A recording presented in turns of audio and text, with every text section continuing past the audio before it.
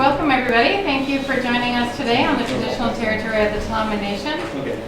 We've got Tanya joining us today. Our good friend Paul is away on vacation after winning a well-deserved holiday to Mexico, so he's off enjoying that. So thank you all. First up today, we have a presentation from our friends Joyce Carlson and Lisa Gunn, Powell Festival of Performing Arts, and Brooks Interact Club. Thank you, Madam Chair. It's a pleasure to be here. I was just saying to Tanya, I spent a lot of time in this room with Don Reed many years ago when I was a reporter. And after the meeting, I'd phone him up and say, okay, well, what the hell does this mean on the budget? Because I spent my whole life rearranging the 26 letters of the alphabet. But numbers were a little bit more precise. So there's a lot of good feeling in this room. My name's Joyce Carlson, and I'm a member of the Rotary Club of Powell River.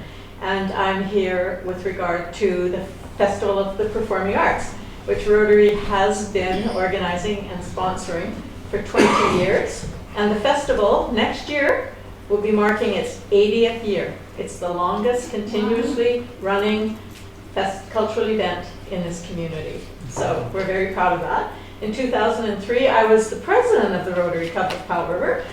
And we were approached by a group of women who had been organizing the festival, and they said they couldn't do it anymore, and they went around to all these different groups saying, please, if someone doesn't take it on, it will disappear. And so we said, well, we'll go and we'll bring it to our members and see what happens. And the vote was 25 to 24 not to do it. And I said, I don't care. We're going to do it anyway. And so for 20 years, I've been the chair of the committee. Anyway, it's been a wonderful experience, and it's a fabulous thing for our community. And I just wanted to come and say thank you to Dr. Yule and to the board for supporting it over all these years. I remember being at a Performing Arts BC AGM and talking about the support that we were provided for speech arts in particular, and everyone was in awe because in other communities, speech arts is kind of, behind dance and behind the music and all that. So I just wanted to say thank you for that and wanting to have that continue in the future. And I did have a request because I used to do a lot of public speaking training, so it's very dear to my heart. I actually won a couple medals in the adult section years ago. And I would like to know how we could encourage more speech arts within the school with the teachers. And I thought, is there a way that we could have a Pro D day with someone who comes and talks about speech arts? I don't quite know how what happens at a Pro D day gets. Is it the district, the teachers association, people together? So I'd like to communicate that to whoever I need to communicate to. Yeah, and I'll send you the contact for Vanessa, who is Pro D coordinator. Okay. So she'd be happy to have a session. Great. At one of the Pro D days too. And we do have some excellent adjudicators for speech arts whose passion is speech arts. Because I always like to remind people, when I used to do speech training, is fear of speaking in public is the #1 fear ahead of death and going to the dentist. So now I'd like to, I'm presenting her because I don't need to introduce her. I'm sure you all know Lisa Gunn. And Lisa joined Rotary recently, and she is working with me. I'm mentoring her for Brooks Interact, because there's a few decades difference between Lisa and I. And Three? and I'm big into succession planning because I just had my 75th birthday, so it's important. So Lisa's going to talk to you about Interact, but first we'll just show you a video, and I know that you'll be really proud of the students and what Lisa's helped to have happen this year. It's 6 minutes. I hope it's not too long. 6 minutes, and then we'll talk about. I just really want you guys to have an idea of what we do, so that you can put the word out to kids to try and recruit more, and just so that there's awareness of what our club is all about. Ms. Gunn and Ms. Carlson, before we carry on with the 6-minute presentation, I just wanted to let you know that Trustee Van Skip is joining us on the phone. So if you hear a voice out of that, that's Ms. Van Skip. And Kristen will be 6 minutes if you heard on this presentation. And it does have sound, Steve, so, okay. Thanks.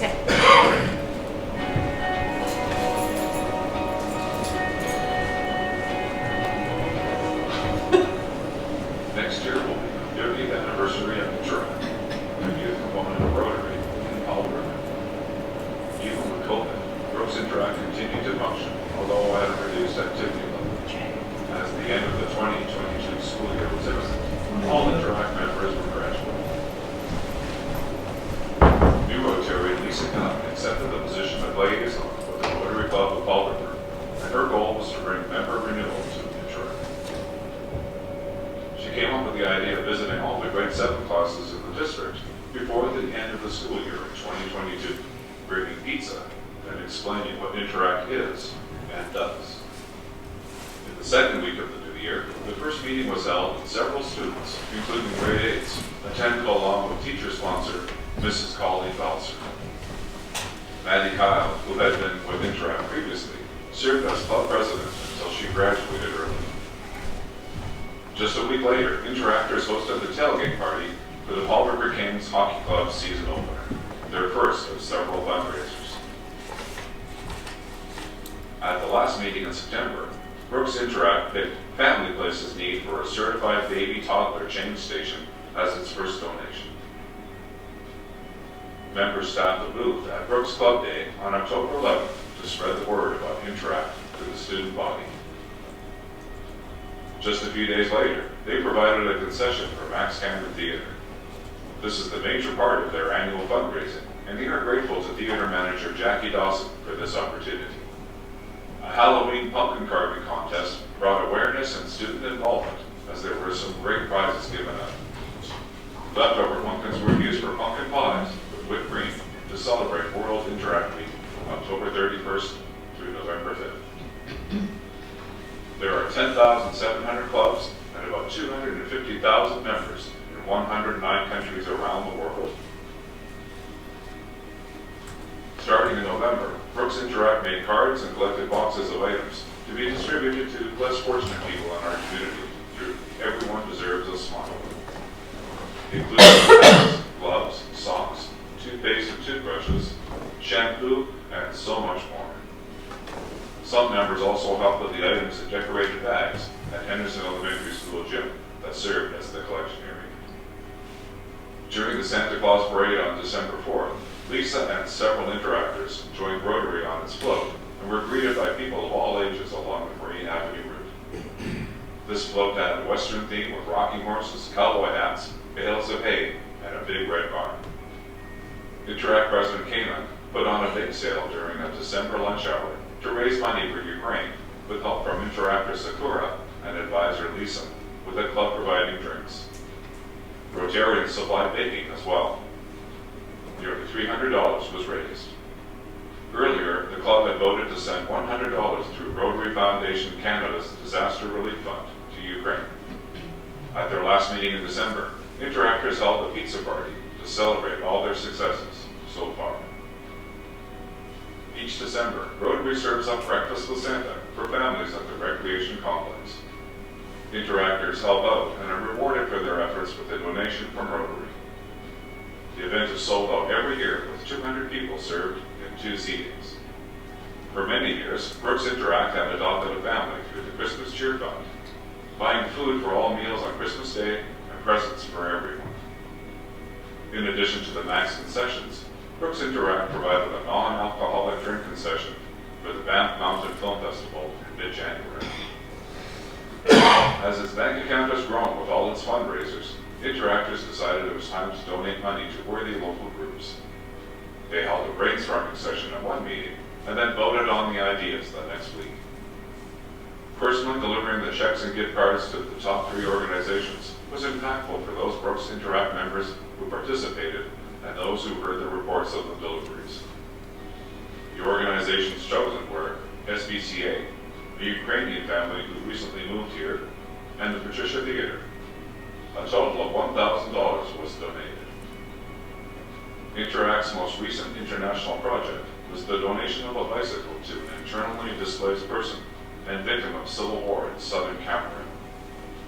The gift, which will be used to transform transport food to safer zones was proposed by an Interact member and his family. Every Interact club has a goal to undertake 2 community and 2 international service projects each year. Brooks Interact has definitely overachieved and is looking forward to doing more good in the community and the world before the 2022-2023 year is over. Brooks Interact meetings are held weekly on Thursdays in the foods room during lunch hour. Students are always welcome to drop by and see if service is something they would like to pursue. Rotary sponsored group participation looks good on resumes, scholarship, and bursary applications, as well as post-secondary submissions. Brooks Interact is grateful to Rotarian Peter Harvey, owner of Sea Panda Productions, for his expertise in creating this video.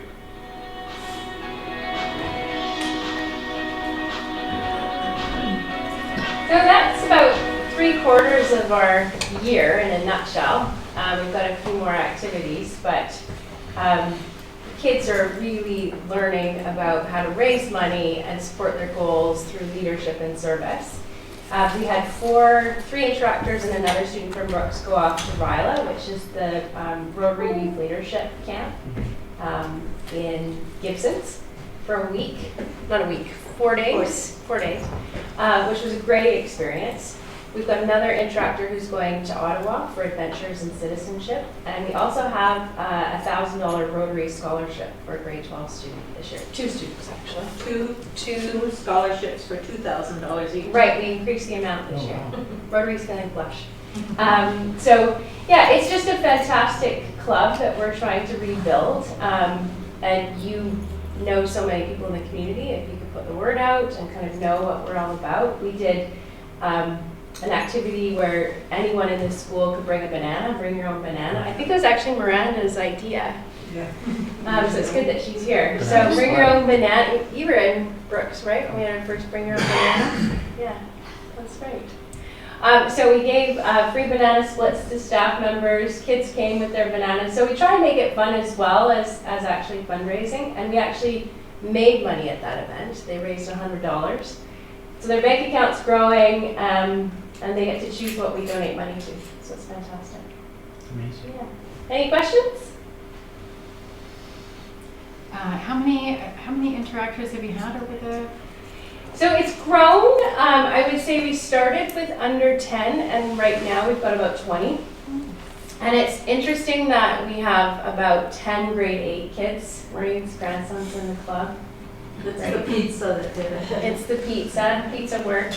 I think we're going to recruit people in September with more food. I don't think we're going to go to every elementary school, but we're going to use food again to entice people.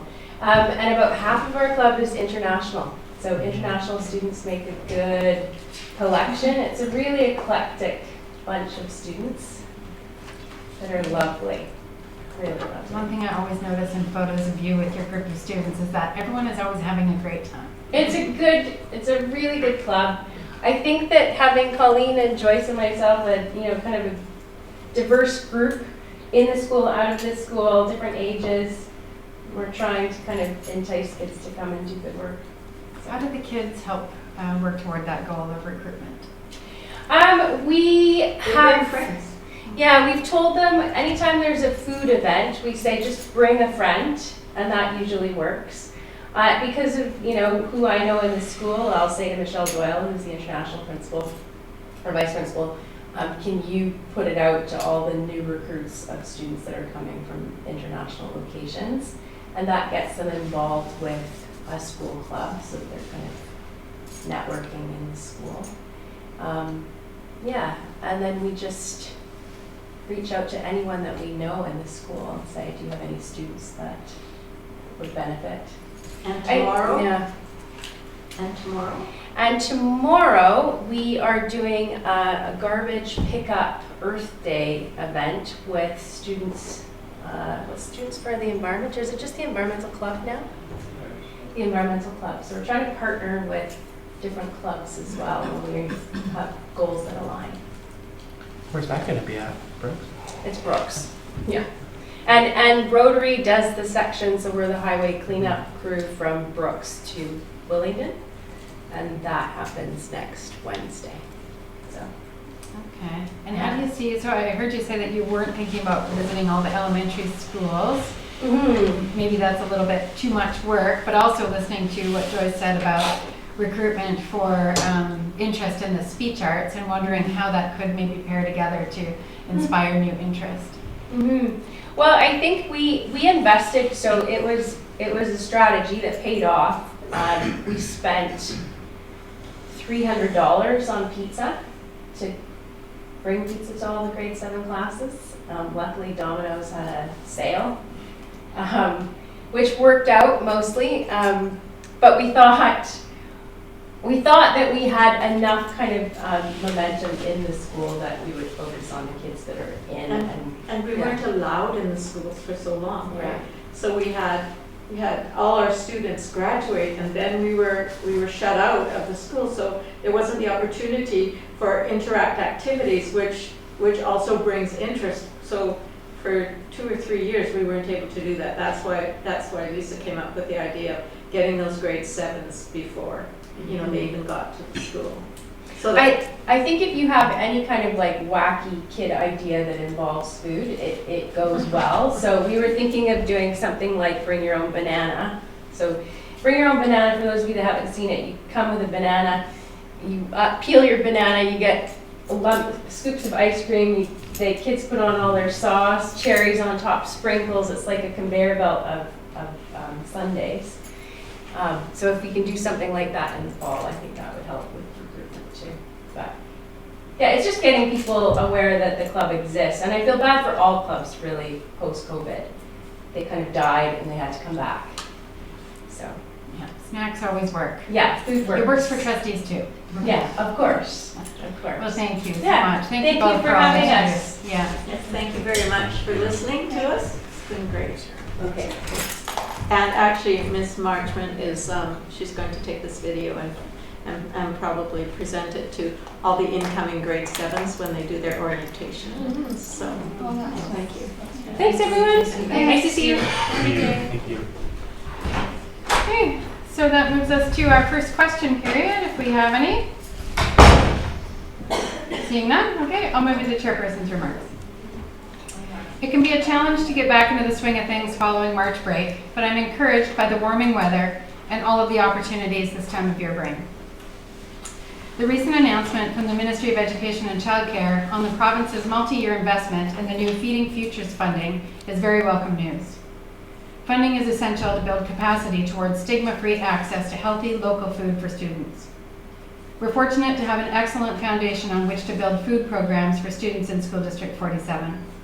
It's exciting to consider the possibilities of what the future could look like for our school communities, the families we serve, and the broader community. Every spring, elementary schools start amping up activities in their school gardens and outdoor spaces. Bike clubs are starting to meet again, and field trip ideas are plentiful. The warmer days seem to bring new energy for coming together and the possibilities for future. Plans are underway to focus on student transitions to Brooks, and thoughts start to shift toward leaving ceremonies, celebrations, and events. Spring is a time of emerging growth. It's a season of renewal, and the evidence is everywhere. High school students at Brooks are planning their course selections, and grade 12 students are booking their grad photos and contemplating the many details of graduation day and their next steps. Students, staff, and parent volunteers are working hard to plan the upcoming graduation festivities. The Brooks Royal Closet is fully stocked with dresses, suits, shoes, and accessories. Students are contemplating their commencement note for their walk across the stage and looking through photos to contribute to the memory reel. Recently, the Jazz Festival included a jazz and charcuterie concert inaugural event featuring local students from Brooks Secondary and visiting students from Reynolds Secondary in Victoria. During the festival, 5 of our elementary schools, Kelly Creek, Westview, Henderson, James Thompson, and Edgehill, learned a song that was choreographed and rehearsed at each school separately before coming together alongside the Brooks Choir and Canadian jazz singer Heather Van Brick just an hour before the show. Paul Cummings, the Jazz Festival organizers, and our wonderful music teachers provided this incredible opportunity for our students to participate in this collaborative choir of more than 150 students from across the district. The local exhibition of musical talent doesn't stop there. I'm always in awe of the incredible talent we are so fortunate to enjoy in our community and grateful for the rich opportunities afforded to School District 47 students because of it. This month, many of our students were introduced to the cello, to symphony orchestra, and classical music with Maestro Arthur Arnold. The Prisma for Kids program offers a unique world-class musical experience right in our School District 47 classrooms with their recently completed classroom visit portion of their program. This week, April 16th to 22nd, is National Volunteer Week. The theme this year is Volunteering Weaves Us Together. The Volunteer Canada website reads, let's celebrate our individual and collective actions in creating a strong, interconnected, and vibrant community. Volunteering weaves us together, strengthening the fabric of our community by sharing our time, talent, and energy to support one another. Many of the goings-on I've touched on today are supported by volunteer efforts. Special thanks to everyone who has in the past and continues to contribute to building community through music, food, events, activities, or celebrations. Each of you are needed, and each of you are appreciated for what you do. Thank you for sharing your time and passion to strengthen our community and inspire our students. Next week, April 24th to 28th, is Education Week. This is an opportunity for all of us to recognize and celebrate the important work happening in our schools. Visit our website or follow our social media channels to learn about Education Week activities in our neighborhood schools. It was a long one, longer than usual. Sorry about that. Okay, so that's that. We'll move on to a motion that the regular meeting agenda of April 19th be adopted as circulated. Rob moves, seconded by Maureen. All in favor? Still there, Kristen?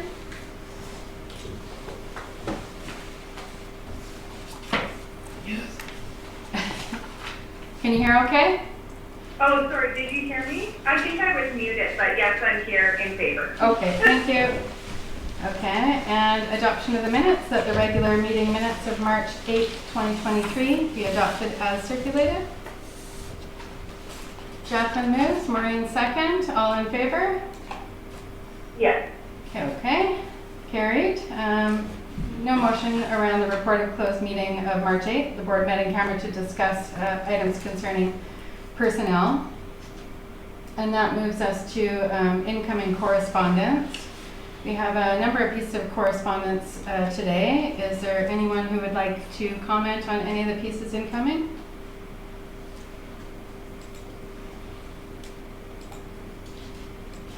Okay, well, I do. Let me find it.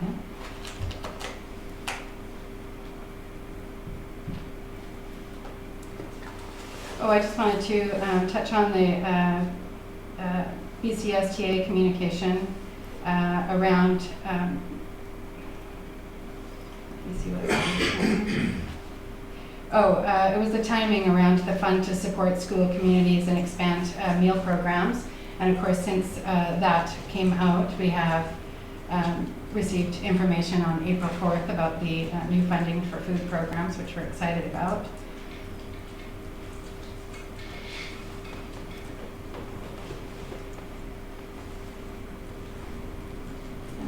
Okay. I had a question. Yeah, go ahead. Just about the letter from SD5 about SLPs. Where are our district at? Are we struggling with speech language pathologists, or we're fine? Okay. It's a good question. Whenever we get information around struggles with northern communities particularly, it does seem to be a sentiment that's echoed throughout many of the districts.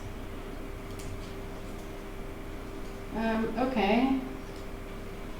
You need to comment on Prisma? Well, I'm not quite there yet because I was going to, yeah, we received an incoming correspondence related to the underspending of Indigenous targeted funding, and we made a request to move 27,000 of the 420,000 forward to the 2022-23 school year. And you'll notice in the appendix there, there was statistics provided on Indigenous student achievements, and that's Jay where I was going to ask you to comment on some of the highlights of the incredible work being done with the Department of Indigenous Education. Sure, and I left my cheat sheet on my desk. So you can carry on. carry on, you know. Okay, so following that, we have a request from Prisma, which I think Jay also wanted to speak to, by the sounds of it. Anybody else want to comment on any of the communication pieces while we wait for Jay?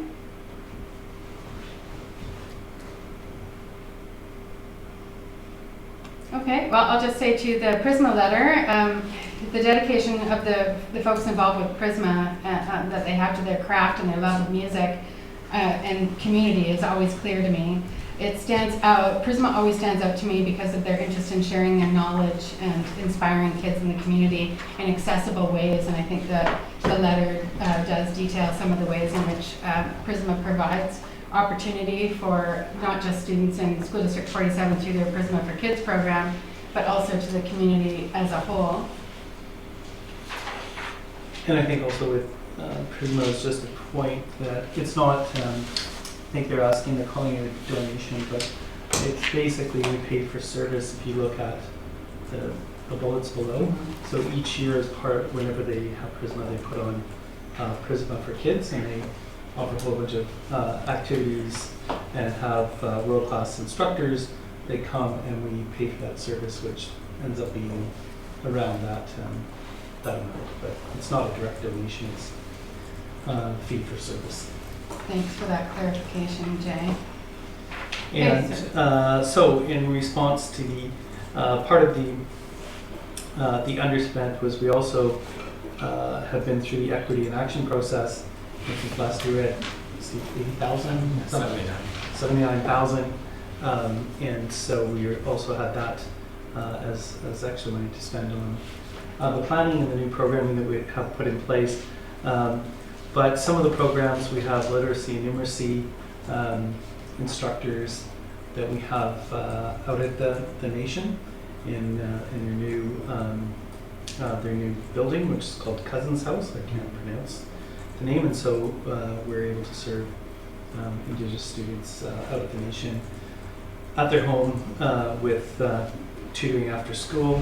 We also have the traditional skill builder program that we put in place last year, and we've made some changes and added students to that, where students are exposed to hands-on experiential learning while getting credit for academics and electives. We have Indigenous teachers. We added 1.2 Indigenous teachers across the district, and we have a plan for those teachers to be in all of the schools. In the past, it was mostly James Thompson and Brooks, and now we have teachers supporting the regular ed teachers in all the schools with Indigenous learning that's embedded in the curriculum. We've also employed, we call them CHUP workers, which is cousin, means really auntie or uncle, and those people are coming from the nation, and they are supporting cultural learning in schools from the nation, but again in all schools rather than just the traditional two that we've had, and it's about building capacity for teachers to be able to carry those lessons into the future. We've hired an elder in residence that right now is working with the traditional skill builder program, and that's something that we want to build on into the future, to have an elder tied to each of our sites that Jessica's working on. We also have our regular that we've had for a while, our cross-cultural program for grade 3 to 5, which goes on every year and is normally celebrated during Indigenous Day at Wellington or at the Nation. We also continued with our reconciliation projects, which is a welcome poll at all of our sites, and we were a little behind with COVID, and so now we've been working on that, and we're working on a welcome poll for Kelly Creek and the Outdoor Learning Center right now. And we've started, Jessica started more professional learning, so every month she sends a number of articles and resources out to all teachers to support Indigenous learning across the district. And there's a number of other programs, but those are mostly the newer ones that we've put in place to address the achievement gap and increase cultural learning schools. Thanks, Jay. I know it's a really robust program. Any other comments around any communications? I just wanted to, it's hard to hear, and so I just wanted to ask, I must have missed, what was the reasoning behind not, but behind requesting underspending? I'll redirect to Steve to speak to the rationale. The underspend was 27,000 out of 400 and some odd thousand. So it wasn't a very big ask, but it is a requirement. Go ahead, Steve. Sure. So when myself and the auditors presented the financial statements in September that you adopted, the total spending within the 131 Indigenous program, as Dale outlined, was under the target. And the Indigenous supplement is the only actual targeted money. And as such, if you're under by School Act regulation, you need permission to carry that forward. It's a bit new for us because we've never, frankly, underspent. As Jay said, in addition to that 400 and some odd thousand, we have an additional 79,000 in support of Indigenous programming tied to another project. So it was not a material amount, but that the budget this year within that program is the targeted money plus the $7,000. It may be that by the end of the year that you're under yet again, because the target is up significantly because of the number of self-identified students within our DL program. So I think that targeted amount, if memory serves, is closer to 600,000 right now. So we've got outreach services in some of those other communities in the province, but whether or not, because they're also new, whether or not it materializes to spending that kind of money in 10 months remains to be seen. But, so just that. So if you hadn't have asked for then the ministry just takes it back. Yeah, it's a requirement because it's targeted. It goes to the. Yeah. I was asked to submit a letter. My understanding is about half the districts on in a given year are under and need to follow that process. I hadn't experienced it before. So. Sorry, I didn't decide for Paul losing it. It's just carrying the money over until correct fiscal. Yeah. Okay. Well, thank you for clarifying that. That helps a lot. You're welcome. Okay. Any other questions around communications? Looking for a motion then that the correspondence listed in item 4A to F be received. Jacqueline moves. Rob second. All in favor? Okay, carried. And we have no outgoing correspondence this month, so that'll move to Jay's conversation around procedures. Okay, so we have a few procedures and a few changes. I'll let Allison speak to learning resources that she's been working on and made some updates. Sure. When we did our updates to the learning resources, I noticed after the fact that it was looping and it wouldn't loop to the form that it needed to loop to. So we needed to kind of make a change to some of the wording in the AP and then update the form. So that's why you see all the lengthy red crossouts, because the old AP we just crossed out, updated the form, and then closed the looping feature that was happening within the new AP. So it's just reiterating the process that employees and community members have if there are complaints about learning resources, and the process that's typically followed. Great. Thanks. Thank you.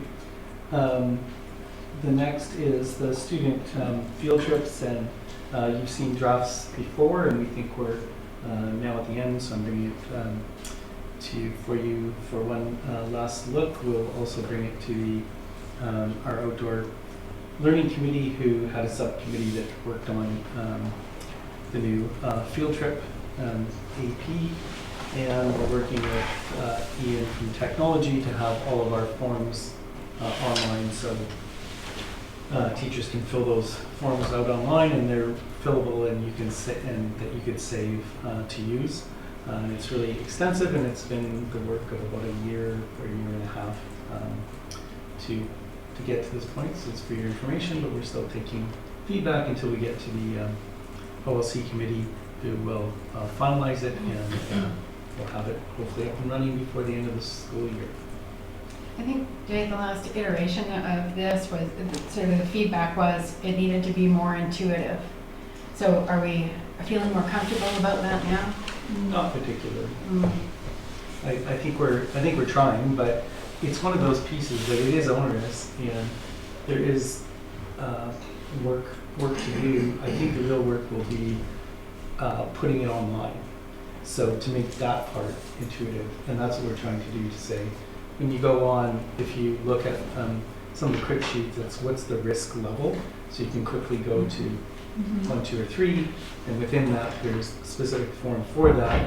And the idea is that a lot of teachers, they have trips and they do a lot of the same activities.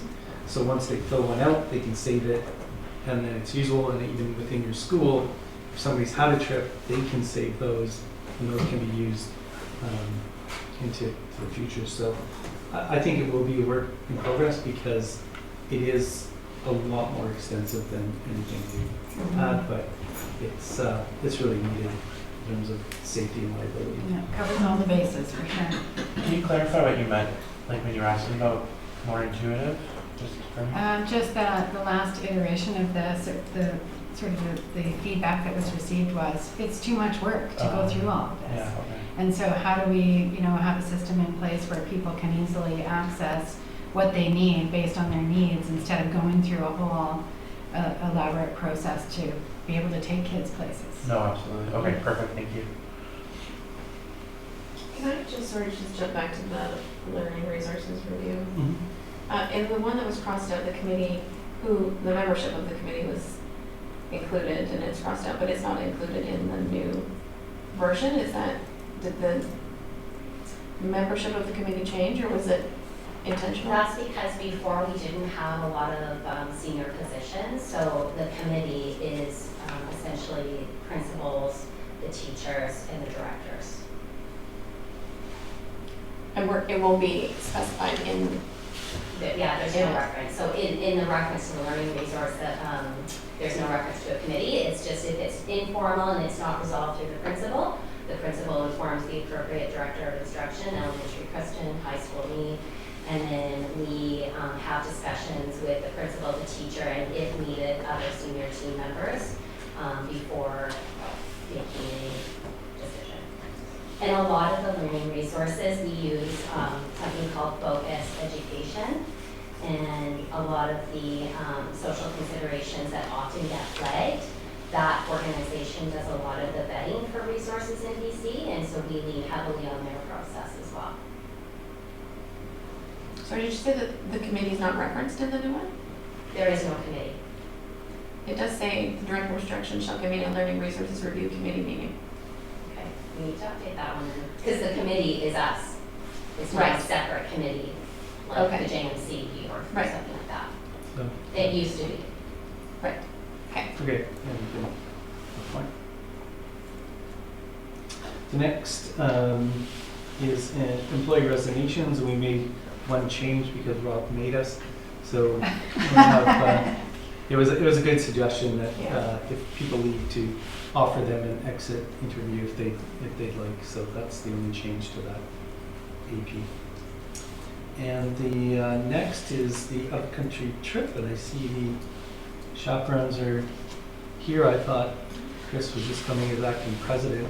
So Can we just on the before the employee resignations, it looks like a spelling. I can see 2.3 there. Thank you. On what? 2.3. Okay. It's reigned. It should be, I'm guessing, resigned. I have Like, Resigned. Okay, I've noted it. Thank you. Hannah's going to say, you just shoo it away. Wasn't her. I don't blame you, Anna, at all. Oh, no, I'm just saying I noted it, so we changed it. Thank you. No, I'm not blaming you. So our next is the upcountry trip. So I don't know, Chris, if you want to speak to it, or you're just here to see if it passes. You're just here to. I wanted to see what was happening with the field trips and outdoor experience policies. That's why. Oh, what, for international? Yeah. Okay, so you don't want to speak to your trip. Just happens to be on here. Yeah. Okay. So the next is a out-of-country field trip that gives you the outline, which we would support, and the details would come at a later date. So we're supporting the trip. Would you or Chris be able to speak to how, what the international travel group membership looks like? Sure, Chris can. What it looks like? Yeah, how is that comprised? It changes from year to year. Right, so how do you right now select it's memberships? Basically grade 9, 10s, and 11s, possibly grade 11s. They submit an application and then we generate between 30 and 40 students. So it all Okay. depends how many people apply. So I would do like an essay and like do a whole, why do you want to go, what do you want to get out of the trip, and then give them all the preliminary information of what to expect on the trip and how much it's going to cost before parents start to do all the signing and stuff like that. So they know all the information up front. How do they know it? I did it too. Yeah, but, okay, so you Like through the go, application. So they bring an application home for Right. parents to look it over, and it gives the basic information. yeah, And then from that, I hold a parent meeting, which then I go over the detailed information about it. So typically, I'll hand out about 50, 60 applications, and then out of that, I will have probably like 30 to 40 students that will come to the meeting, and then from there, typically 30 to 40 sign up. okay, so you put it out to the school community, who's interested in travel, not really sure where yet or what it No, looks we know like? where. We know where we're going, how much it's cost. We know, like, rooming, we know. yeah, Okay, We so, don't know right, exact, yeah, yeah. so they would apply then based on the trip and its parameters and what it means to them? Right. Gotcha, Yeah, yeah. Okay, thank you. And it does say priorities to senior students as well, Yeah, Yeah. because, yeah, who don't have another opportunity, essentially. you won't have the Yeah. opportunity, yeah. If they're, like, that's why I put, say, grade 11s have a question mark, because I typically do trips 2 years in advance so they can do fundraising, so Yeah. they have enough time to basically pay for the trip. Mhm. So grade 11 might apply for it, but it will be when they graduate. So it's kind of one of those, like, you're still doing the trades program, you're still at school, that sort of stuff. Right, nice. Do you recruit your chaperones with the same sort of I do that methodology? before I start a trip because I get inundated with everyone wanting to go on trips. Yeah, I So can I do imagine. it free before I Mhm. send out anything for the students. Well, thank you for all the work that you do to make this happen for students. I know that this is, for some people, the only opportunity they'll have to experience travel outside of this community. So your work is appreciated there. And Miranda too, like Miranda does international travel, the German exchange trip as well. Thanks, Miranda. Okay, and the last is just the suspension exclusion report, and that is my report. Okay, any questions or comments about the report? Looking for a motion then that the superintendent of schools report be received as presented. Rob moves, Jacqueline second, all in favor? How about you on the line? In favor. Okay. Perfect, that's to you, Steve, Secretary and Treasurer's report. Okay, I have 3 items. The first is the capital plan bylaw. This relates to the letter that I reviewed with you in the committee of the whole last week, and that letter was from the ministry outlining their support for the 3 projects you've applied for the previous spring. So that was a $2 million mechanical and ventilation upgrade at James Thompson, and then 2 smaller LED lighting upgrades at James Thompson and Kelly Creek. So this, what I'm looking for is you to adopt this bylaw, and that gives me the authority to then register with government and then start drawing down the funds as we start putting out expenses towards the project, which will start in with the mechanical. It's already started with some design work, and then most of that will be going through in the summer. If there's no questions, we'll be looking by way of motion of adopting this bylaw as it reads. Rob moves the motion as presented. Jacqueline second, all in favor? Yes. Okay, thanks. Okay, bus access to Texada Ferry Terminal. So I was asked, it was in the March regular meeting. Maureen spoke to her attendance as a trustee rep to the Ferry Advisory Committee.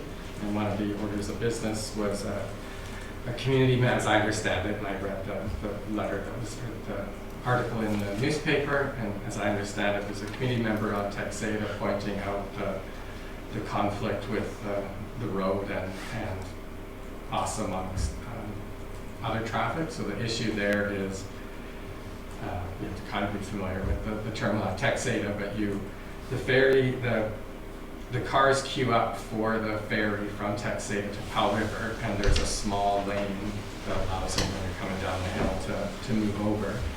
When it's busy, however, that lane is overused, and all the queued up traffic is in the right-hand driving lane. So in theory, if you're coming down to drop off or pick up walk-on passengers, you have to go around the traffic in order to get to the bottom of the hill. And the concern from the community member is then you're crossing a yellow line into oncoming traffic. Specific to us, it's talking to staff, not a huge issue, because our bus, unless there's extraordinary circumstances, the bus is already there waiting for the ferry. You can only come into oncoming traffic if the ferry's already offloaded, and if you're coming to go as a pedestrian, you'd normally expect that you'd be there before the ferry's unloaded. As well, that it's more of a problem in the summer months when the ferry's continually busy. I also spoke to someone I'm familiar with as a ferry supervisor with the terminals, and it is recognized in a number of communities with the smaller coastal ferries that the road infrastructure conflicts with the offloading at times, and it's normally addressed with, say, flaggers. Even the bigger ferry at Horseshoe Bay, when you're coming down, if it's super busy on a lot of weekend cars are on the highway, and you've got or up towards the highway with flaggers. But so that's kind of a synopsis of the issue, and then talking to our operations staff is, although it's potentially an issue, it's not normally something that's problematic. Okay, good. Okay, thanks. Okay, my last item is just the regular monthly financial report. This is at March 31st and reflects the budget you amended in February. The bottom right-hand total shows that we have 27% of the budget remaining for the last 3 months of the school year. If I compare that to the same report the year before, there was 32% of the budget remaining.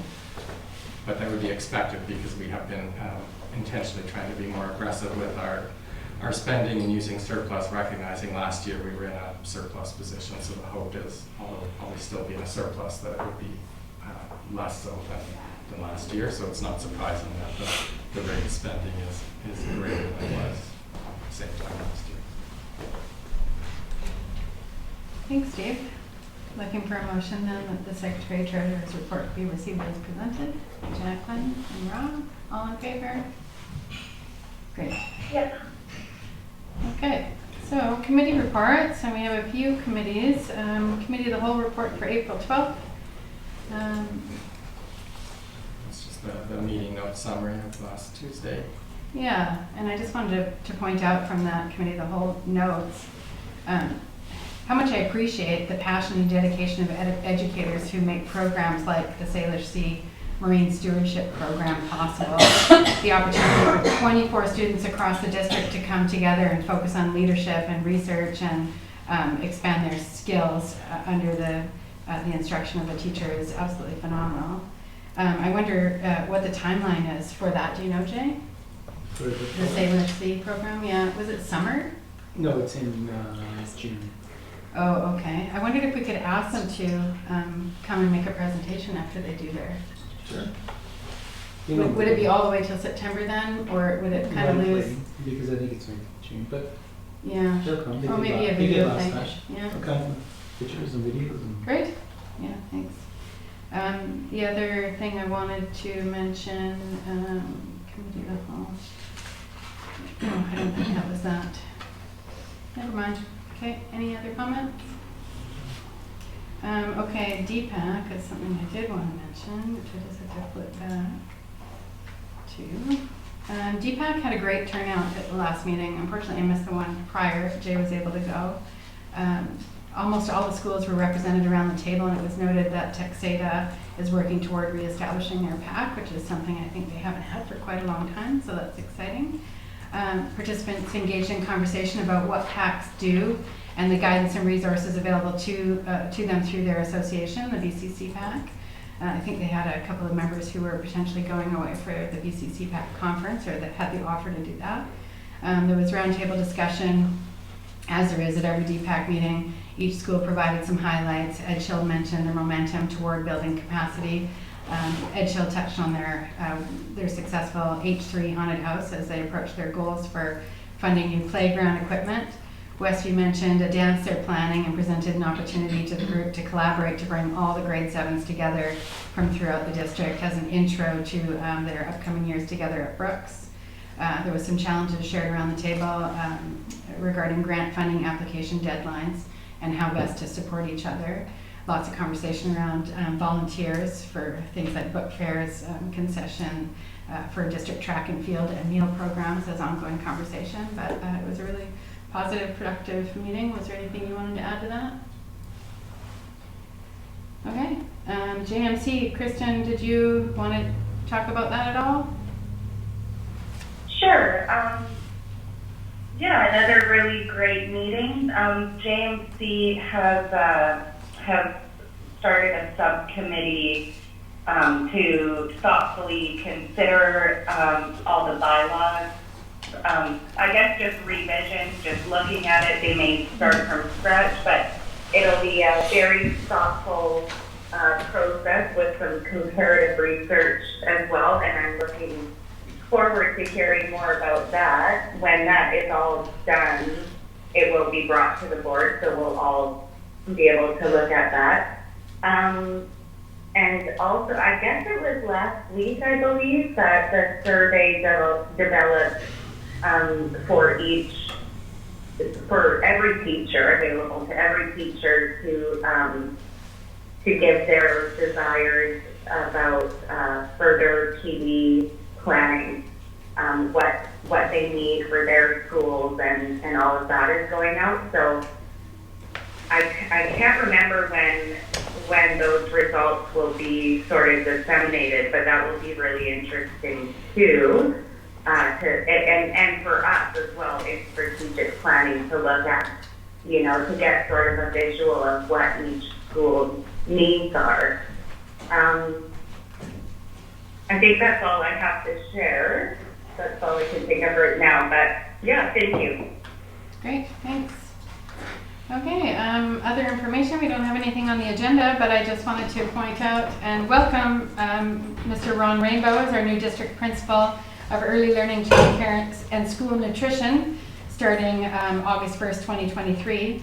And Jay's message out to all staff noted that Ron's passion for supporting young leaders and his commitment to enhancing the well-being of our students make him an excellent fit for the role, and that we're confident that his leadership will continue to enhance the quality of education in the district as he works toward his exciting goal of making School District 47 a provincial leader in early learning, childcare, and school nutrition.